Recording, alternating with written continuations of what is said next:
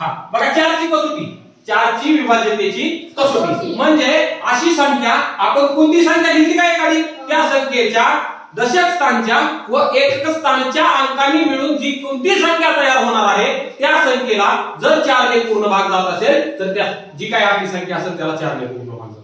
पण काय सांगितलं कसोटी परत एकदा बघा, कोणत्याही संख्येतील दशक व एकक स्थानच्या अंकांनी तयार होणाऱ्या संख्येला 4 ने निशेष भाग जात असेल तर ती संख्या कशी असते 4 ने विभाज्य असते। आता पहा 12412 या संख्येतील दशक स्थानचा अंक 1 आहे आणि एकक स्थानचा अंक किती आहे 2 आहे।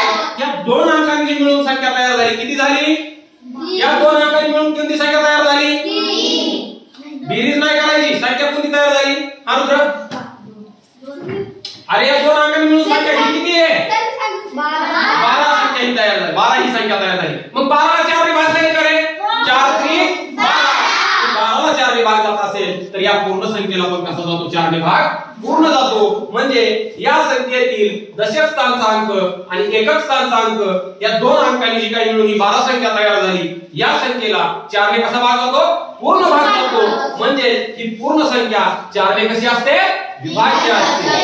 समजलं सगळ्यांना? चारची कसोटी समजली? सगळ्यांना समजली? आता परत अडचण अजून एक उदाहरण घेऊ, हे पहा 1308।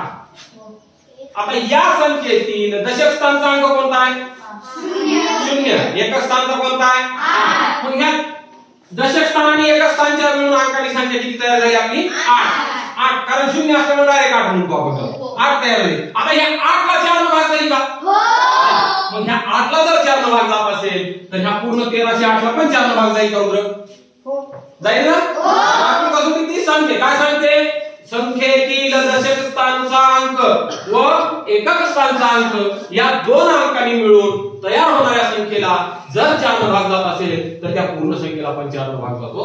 हीच आपली काय आहे 4ची विभाज्यतेची कसोटी। समजलं सगळ्यांना? सगळ्यांना समजलं?